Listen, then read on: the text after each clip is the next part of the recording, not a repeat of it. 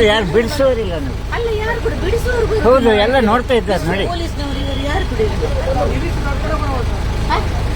ಅಲ್ಲ, ಹಾಗೆಲ್ಲ ಇಷ್ಟು ಜನ ಒಟ್ಟಿಗೆ ಬಸ್ಸಿನ ಕಂಡಕ್ಟರ್ನವರು ಇರುವಾಗ ಎಂತದು ಇವರೇ ಕಿತ್ತಾಡಿಕೊಳ್ಳುದು ಯಾರದೋ ಬಸ್. ಬರೇ ಒಂದು ಟೈಮಿಂಗಿಗೆ ಇಷ್ಟ ಗಲಾಟೆ.